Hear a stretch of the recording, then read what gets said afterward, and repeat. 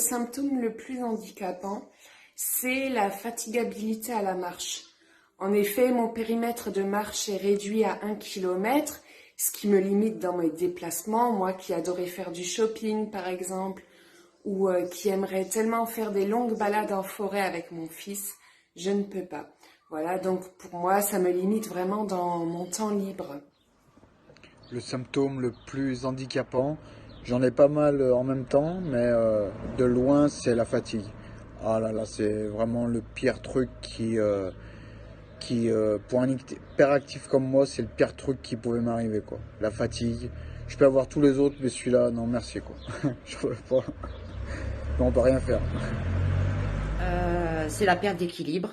Tout devient compliqué. J'habite à une région où il y a beaucoup de vent, alors je vous parle même pas de ça. Je risque de tomber à chaque instant. C'est aussi tous les gestes de la vie quotidienne qui sont impactés par ces problèmes d'équilibre. Je vous souhaite bon courage et surtout que nous pouvons bien évidemment faire plein de choses encore et même de nouvelles avec une sclérose en plaques. Aujourd'hui, le symptôme le plus handicapant pour moi, c'est les troubles de la déglutition. J'ai une prise en charge par une orthophoniste, des exercices à faire à la maison, des conseils à appliquer à chaque fois que je mange. Mais c'est le plus handicapant parce que potentiellement, ce qui entrave le plus la vie sociale, ce qui demande le plus de réflexion sur ce que je ne peux manger, ce que je peux manger ou non, et éventuellement, quand je suis invitée, devoir adapter les repas à des textures que je peux consommer. Avant, pour marcher, j'utilisais une béquille, puis 2 béquilles, parce que je marchais mal. Maintenant, je suis en fauteuil roulant pour m'économiser, mais je réapprends à marcher. Pour mes problèmes urinaires, je suis obligé d'utiliser des médicaments, parce que sinon j'urine mal, j'y arrive pas. CEP, c'est le symptôme urinaire. En 17 ans de CEP, tout était venu à évoluer, mais il a quand même été stable jusqu'à actuellement. J'ai commencé par des médicaments, j'ai commencé par un sondage et des médicaments, et actuellement, je fais des toxines botuliques, ça veut dire je fais par des injections de toxines, pas 36, et maintenant, je vous avoue que je revis comme d'habitude, comme c'était une vessie normale. C'est la fatigue. Vraiment, je suis constamment fatiguée et c'est souvent très compliqué. Et aussi les douleurs dans ma jambe droite, puisque j'ai grosses douleurs et je ne sens plus mon pied. Donc c'est vraiment les gros symptômes que j'ai le plus. C'est donc la fatigue et la douleur dans la jambe droite, malgré le port du TENS qui n'arrange pas en fin de compte. Mais sinon de ça, voilà, je ne suis pas vraiment embêtée et je continue à vivre à peu près normalement pour le moment. Voilà. J'ai des problèmes cognitifs et surtout de mémoire immédiate.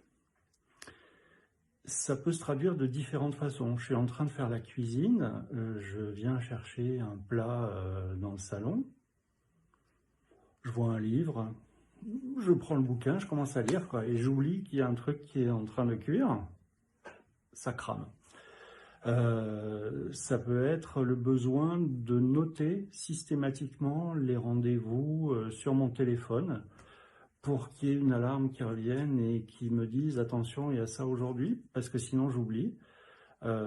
C'est une alarme systématiquement quand je dois partir à un rendez-vous pour pas être en retard chez la kiné 3 fois par semaine. Et puis ça peut se manifester aussi par des trous dans les phrases. Je cherche mes mots, j'essaye de tourner la phrase de manière à ce que ça se voit pas quand même. Et puis parfois, je n'arrive pas à me rappeler de choses évidentes. La dernière fois, j'étais devant la télé et je vois un acteur, je me dis, je le connais, c'est qui? Alors je me dis, bon, il doit pas être si connu que ça si je me rappelle pas de son nom. J'arrivais pas à retrouver, donc Wikipédia est mon ami, je suis allé sur Wikipédia. C'était Gérard Depardieu. Et je me rappelais plus du nom de Gérard Depardieu. Voilà. Le plus handicapé, c'est mon manque d'équilibre. Il y a l'équilibre debout, mais il y a aussi l'équilibre assis. Pour marcher, c'était pas évident, mais le corps, le cerveau sont des machines. Il a suffi que je lui fasse confiance, que je lui donne l'occasion d'essayer, d'échouer pour apprendre.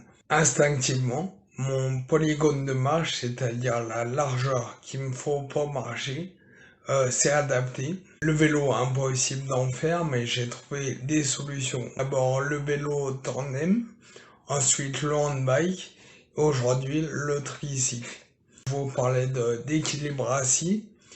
Il y a eu 7 ans maintenant, quand je me suis mis au kayak, c'était impossible pour moi de rester sur l'embarcation. Aujourd'hui, c'est simplement un plaisir de faire du kayak comme tout le monde. Et finalement, sur mon kayak, il n'y a plus aucun handicap.